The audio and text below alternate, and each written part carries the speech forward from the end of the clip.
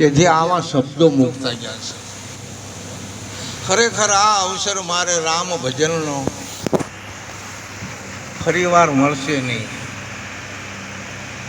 રાત દિવસ મારે હરિભજનમાં આયુષ્ય ચાલ્યું જાય છે. જે હરિભજનની અંદર આયુષ્યને વિતાવતા હોય કર્મ કરતાં કરતાં.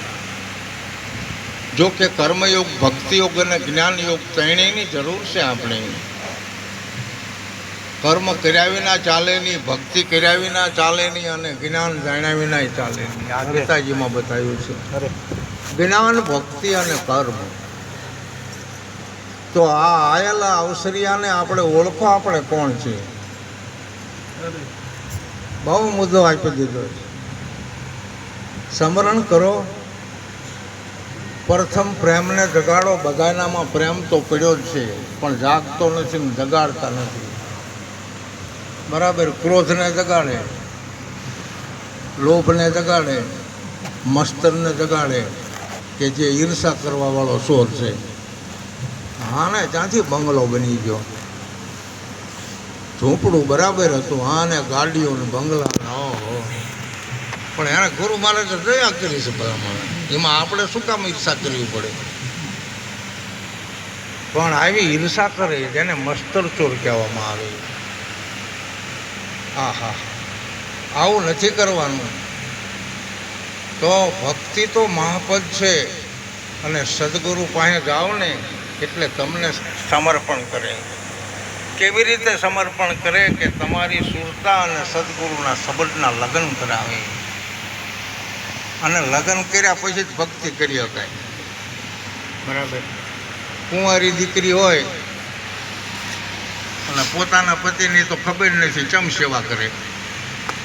જેની તેની સેવા હાલે પછી એને તો પોતાના ધણીની સેવા કરવાની છે. પણ લગ્ન કર્યા પછી નક્કી થાય. તો ભક્તિ મહાપદ જો મળે એને લગ્ન કરીને ઘરે લાવો. પછી મહામણી મેદાનમાં પડી છે. મેદાન એટલે સદગુરુના ચરણે નામ પડ્યું છે.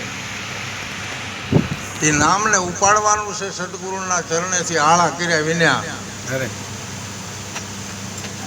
સદગુરુ મહારાજના સાનિધ્યમાં ગરીબ થઈને જ્ઞાન લેવાનું છે. હા, સુરતા રાણીને સમજાવી અને સદગુરુ મહારાજ પાસે ગરીબ થઈ અને જ્ઞાન લેવાનું છે. પછી આપણે આપણા વતનમાં આપવાનું છે. આ જ્યાં આપણું વતન હતું. આ તો આપણે ઘડી બે ઘડી આવ્યા છીએ ભગવાનને મળવા માટેનો અવતાર લઈને. અને એમાંય ભગવાન મેળવી નહીં, પાછો આંટો થાય. ભલા માણસ તે ભગવાનને મેળવાની ભક્તિ કરી નહીં, જ્ઞાન પ્રાપ્ત કર્યું નહીં, તો જા કે પશુ યોનિમાં, જા કે ઝાડની યોનિમાં. એમાંય વડમાં આવ્યો હોય 1000 વર્ષ એક ઠેકાણે ઊભું રહેવું પડે. અવતાર હારા ને બધાય. તો નામ સાથે નિરંતર ભરોસો રાખવાનો છે. હા, જે નામ લિયા એને સબ લિયા, સકલ શાસ્ત્ર કા ભેદ. બિના નામ નરકે ગયા, પડપડ ચારો વેદ. નામ વિના નરક છે. એટલે નામ એટલે ઉપદેશ. બહુ ઝીણી ભાષામાં નામ એટલે ઉપદેશ વિનાનું આપણે નરક છે. ઉપદેશ લીધા પછી જમશે એમ રહેવું, એના માટે સ્વર્ગ છે. એના માટે 84 ફોક છે.